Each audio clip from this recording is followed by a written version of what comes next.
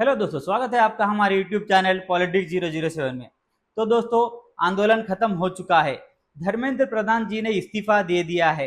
छात्र अपने अपने घर चले गए हैं। जंतर मंतर को पूरी तरह से खाली किया गया है। अभी आगे क्या क्या है? आंदोलन इस इस्तीफे तक ही रुक जाएगा या फिर ये कोई और मुद्दे के साथ फिर वापस आएंगे? तो दोस्तों, देखते हैं ये आंदोलन के बाद अब आगे क्या होगा।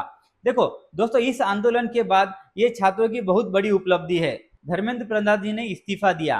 प्रोटेस्टर्स ने कभी एक्सपेक्ट नहीं किया था कि धर्मेंद्र प्रधान जी इस्तीफा दे सकते हैं, क्योंकि जब ये प्रोटेस्ट शुरू हुआ था तब कुछ ही लोग जुड़ रहे थे इस प्रोटेस्ट से, और कुछ ज्यादा ट्रैक्शन या अट्रैक्शन लोगों का नहीं मिल रहा था इस प्रोटेस्ट को। तो ये जो इस्तीफा धर्मेंद्र प्रधान जी ने दिया है, तो एक बहुत बड़ी उपलब्धि बन गई है जो नेता है, जो छात्र के नेता है उनके लिए, क्योंकि वो डायरेक्ट सीधे सीधे आप केंद्र मंत्रियों से मिल रहे हैं, केंद्र मंत्रियों के साथ बैठकर कॉन्फ्रेंसेस कर रहे हैं। तो आप देख सकते हैं कि किस तरह से उनका जो स्टेचर अभी बढ़ चुका है और ये अभी एक बड़े लेवल तक पहुंच गए, और इस जो मांगे मान ली है सरकार ने, इससे उनको एक तरीके से एक लेजिटिमेसी मिल गई है। दोस्तों, अगर आप ये मोदी गवर्नमेंट का ट्रैक रिकॉर्ड देखेंगे तो इतनी आसानी से किसी भी दबाव में जो मोदी सरकार है काम नहीं करती। वो उन्होंने बड़े बड़े आंदोलन देखे हैं। ऐसा नहीं हुआ है कि इतनी कम समय में किसी ने कोई मांग रखी और सरकार उस बात के लिए मान जाती है। तो ये एक अपने बीजेपी सपोर्टर्स के लिए भी एक शॉकिंग है कि भाई आपने इस्तीफा क्यों दिया। बीजेपी सपोर्टर्स का कहना था कि ये जो भी आंदोलन हो रहा है तो ये नीट के स्टूडेंट्स के लिए नहीं हो रहा है, और जो इंटेंशन है इस प्रोटेस्टर्स का वो ठीक नहीं है। तो उनका कहना था कि हम आपके साथ खड़े हैं और आप ऐसे दबाव में इस्तीफा नहीं दे सकते हैं। तो कहीं ना कहीं बीजेपी के जो समर्थक है, जो कट्टर समर्थक है, उनके लिए एक शॉकिंग सा लगा कि जो ये ट्रैक रिकॉर्ड में जो पहले इतिहास में बीजेपी गवर्नमेंट ने किसी तरह के दबाव में कोई इस्तीफा नहीं दिया या किसी ऐसे कॉम्प्रोमाइजिंग सिचुएशन में नहीं आई है। तो उनके समर्थन के लिए अभी भी ये डाइजेस्ट नहीं हो रहा है कि धर्मेंद्र प्रधान जी ने इस्तीफा दे दिया है, और सरकार ने जो छात्रों की सारी बातें, मतलब एक के बाद एक जो भी मांगे जो छात्रों ने रखी है उन्होंने तुरंत मान ली। तो दोस्तों, लेकिन सिचुएशन ही ऐसी हो गई थी कि सरकार को इनकी सारी बातें माननी पड़ी। देखिए, देश भर में एक एक परसेप्शन बन रहा था कि जो सरकार है वो विद्यार्थियों के हित में काम नहीं कर रही है, विद्यार्थियों की बातें नहीं सुनना चाहती, सरकार अहंकार के चलते काम कर रही है। तो सरकार हर बात मानने को तैयार हो गई ये परसेप्शन बदलने के लिए। तो धर्मेंद्र प्रधान जी का इस्तीफा चाहिए, ले लो। केसेस वापस लेना चाहिए जो स्टूडेंट्स ने, प्रोटेस्टर्स ने किए थे, हंगामा किया था, उसके लिए चलिए ठीक है, वो भी हम वापस ले लेते। अगर मुआवजा चाहिए, चलो ठीक है, हम मुआवजा भी देने के लिए तैयार है। तो सरकार को कहीं ना कहीं ये आंदोलन पूरी तरह से खत्म करना था।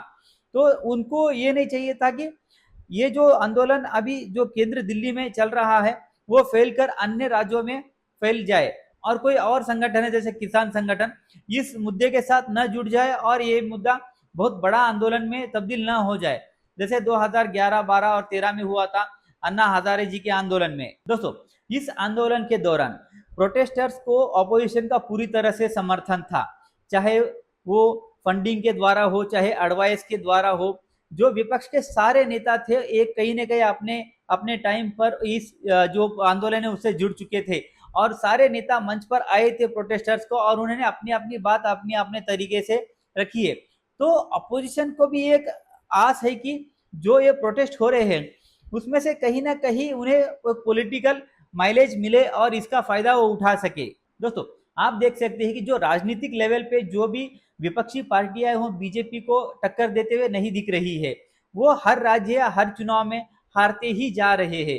तो उन्हें कहीं ना कहीं ये जो जनजी का मुद्दा है वो एक अच्छा अट्रैक्टिव मुद्दा लग रहा है, जिससे कुछ ना कुछ गतिविधियां हो, जिससे कुछ ना कुछ देश में माहौल बने कि बीजेपी किसी के हित में काम नहीं कर रही है और इसका फायदा कहीं ना कहीं उन्हें मिले। तो दोस्तों, जो भी सिचुएशन हुई उसमें सरकार झुकी। उन्होंने जो आंदोलनकारी थे, जो विद्यार्थी थे, उनके साथ कॉन्फ्रेंस की और प्रोटेस्ट खत्म हुआ, और सरकार ने ये भी घोषणा करवाई जो युवा नेता थे उनसे कि जो इमीडिएट इफेक्ट से जो भी आंदोलन चल रहा है उसे रोका जाए और जो जंतर मंतर है खाली किया जाए। और जो छात्र नेता है उन्होंने ये भी अपील की कि अभी हम इस आंदोलन को यहीं पे रोक रहे हैं, और जो छात्र अपने घर से आए हैं वो समर्थन में वो अपने अपने घर वापस लौट जाए। तो दोस्तों, इस चीज से ये हुआ कि सरकार की कमजोरी का पता चल गया। इन लोगों को ये पता चल गया कि सरकार को झुकाया जा सकता है और किस तरह से अगर क्या करने से सरकार इस मामले में कॉम्प्रोमाइज हो सकती है, तो वो फिर से करने की कोशिश करेंगे। तो अभी जो बोलते हैं ना कि बाघ के हाथों में या दांतों में खून लग चुका है और वो इस चीज को करने की फिर से जरूर कोशिश करेंगे। तो दोस्तों, अभी के लिए यह प्रोटेस्ट पूरी तरह से खत्म हो चुका है। छात्र अपने अपने घर लौट चुके हैं। लेकिन अभी जो छात्र नेता है उनका कहना है कि ये तो पहला ही विकेट है और इसके बाद और कई जो नेता है उनको अपना इस्तीफा देना पड़ेगा और ये जो देश में मुद्दे चल रहे हैं अलग अलग, तो उसके पर वो अपनी आवाज उठाएंगे। आप मानो या ना मानो, ये फिर से होगा। कोई दूसरा मुद्दा लेकर ये लोग आएंगे, चाहे वो कोई मुद्दा हो, चाहे E20 का मुद्दा हो, फिर वो यूपी में जो राम मंदिर के में चढ़ावा चोरी का मुद्दा हो, या कोई और मुद्दा हो सकते, किसानों का मुद्दा हो, जो किसान जो यूएसए से, जो अमेरिका से फ्री ट्रेड एग्रीमेंट चल रहा है उसके तहत उनकी नाराजगी है। तो कहीं ना कहीं ये लोग अपनी स्ट्रैटेजी में लग चुके हैं और वो अगले मुद्दे की कोशिश में है कि कुछ और हमको कोशिश जो एक मुद्दा मिल जाए और हम फिर से जंतर मंतर पहुंच जाए और सरकार के किसी और मंत्री या जो नेता है उनसे अपना इस्तीफा मांगे। दोस्तों, ये प्रोटेस्ट अभी इसीलिए खत्म हुआ है कि सरकार ने उनकी सारी बातें मान ली। मतलब जो मांग उन्होंने रखी है सरकार ने सारी उनको बिन शर्त एक्सेप्ट कर लिया और इनको कहा कि पहले भाई आप ये आंदोलन खत्म कर दीजिए। लेकिन अब देखिए, 2-3 महीने हो या अगले आने वाले किसी राज्य के चुनाव से पहले कोई ना कोई मुद्दा लेकर ये आंदोलनकारी जो ये छात्र नेता है वो फिर से जंतर मंतर पहुंचेंगे और कोशिश करेंगे कि इसी तरह का कुछ किया जाए। दोस्तों, लेकिन अभी के लिए बला टल गई। जैसा एक माहौल बन रहा था, अगर ये पूरे देश में फैल जाता तो कहीं ना कहीं नेपाल और बांग्लादेश जैसे हालात बन जाते। हालांकि उस लेवल तक का कोई अराजकता का एक माहौल नहीं बनता, मतलब कि सरकार को गिर रही है, अभी भी सरकार स्टेबल ही है और वो किसी ना किसी तरह से किसी भी अराजक जो फोर्सेस है उनके खिलाफ निपटेंगे। लेकिन एक माहौल बनता कि अगर किसान और जो स्टूडेंट से एकत्र आते तो एक माहौल बन सकता था कि जनजी पूरे देश में सड़क पर उतर रहे हैं और सरकार को चैलेंज कर रहे हैं। तो देखिए, ये जो भी अभी आंदोलन हो रहा है और जो माहौल इन्होंने बनाया है, इनको एक अभी लेजिटिमेसी तो मिल गई है और जो विपक्षी पार्टियां हैं अभी इनको बैक डाउन नहीं करने देंगी।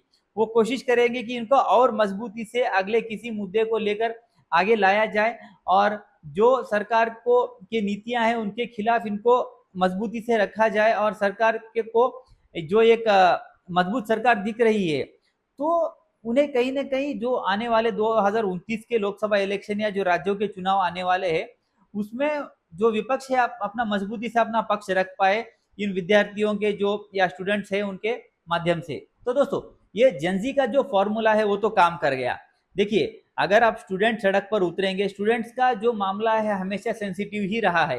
स्टूडेंट्स का मामला ऐसा है कि जो मांगे वो रख रहे हैं, सरकार उन्हें जो बेशर्त मतलब एक्सेप्ट भी नहीं कर सकती और उन्हें अपने फोर्स से दबा भी नहीं सकती। तो उनका हमेशा से सेंसिटिव मुद्दा रहा है और स्टूडेंट्स के मामले में माना जाता है कि ये जो देश का भविष्य है, तो सरकार इनके साथ एक हमेशा एक सॉफ्टली ही हैंडल करना होता है। और जो जेनजी जनरेशन है वो अतरंगी अतरंगी तरीके के टेक्निक्स यूज करते हैं अपने प्रोटेस्ट में, जैसे आपने जंतर मंतर पे देखा। तो ये फॉर्मूला काम कर गया है।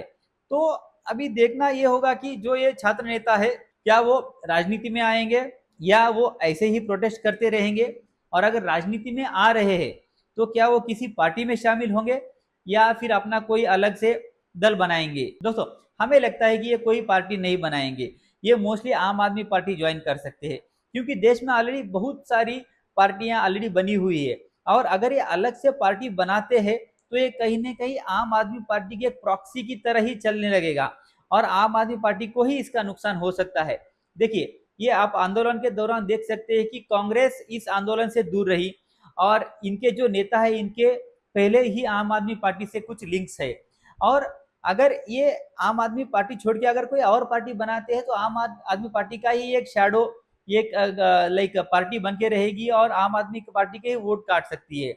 तो अभी के लिए कोई पार्टी ज्वाइन नहीं करेंगे। इनकी कोशिश यही रहेगी कि और थोड़े मुद्दे उठाए और देश में इसको जो है इस कॉकरोच जनता पार्टी या जो भी नेता है उनको अलग अलग राज्यों में अपना समर्थन जुटाया जाए और सरकार को थोड़ा बैकफुट पर ढकेला जाए। दोस्तों, अगर आप ध्यान से ये सारे जो आंदोलन को देखेंगे तो ये शतरंज के खेल की तरह दिखेगा।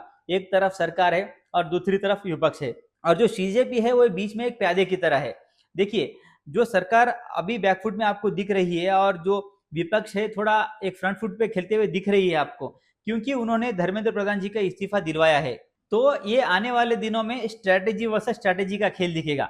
एक तरफ सरकार अपनी स्ट्रैटेजी बनाएगी इनको निपटने के लिए, और दूसरी तरफ विपक्ष अपनी स्ट्रैटेजी बनाएगा इनको मजबूती से सरकार के खिलाफ खड़ा करने के लिए। तो इसका ये जो पूरा एंड गेम है, जो आने वाले राज्यों के चुनाव है और उसके बाद 2029 का लोकसभा चुनाव है। देखिए, अगर स्ट्रैटेजी वाइज देखा जाए तो पंजाब में आने वाले साल में इलेक्शन में, तो इसमें एक ट्राई सीरीज आपको दिखेगा। एक तरफ कांग्रेस है, दूसरी तरफ आम आदमी पार्टी है और तीसरी तरफ बीजेपी है। तो देखिए, अभी जो कांग्रेस है और बीजेपी है वो आम आदमी पार्टी को टारगेट कर रही है पंजाब में। उनका कहना है कि अगर पंजाब में भी पेपर लीक हुआ है तो जो सीजेपी के नेता है वहां पे जाके क्यों आंदोलन नहीं कर रहे हैं। और उनका कहना यह है कि कहीं ना कहीं जो सीजेपी है इनका सारा जो गेम है, जो या स्ट्रेटेजी बना रही है, वो आम आदमी पार्टी की तरफ से ही सुझाव उन्हें मिल रहे हैं। तो दोस्तों, देखते हैं आने वाले दिनों में किसकी स्ट्रेटेजी किस पर भारी पड़ती है। तो आपको क्या लगता है, ये जो आंदोलन हुआ है तो ये क्या फिर यहीं तक रुकेगा, या ये जो नेता है फिर से कोई मुद्दे के साथ और आएंगे और जंतर मंतर पे इसी तरह का कोई और मुद्दा लेकर। तो दोस्तों, आज के वीडियो में इतना ही। अगर वीडियो पसंद आई हो तो लाइक करो, अपने दोस्तों के साथ शेयर करो और चैनल को सब्सक्राइब करो। जय हिंद।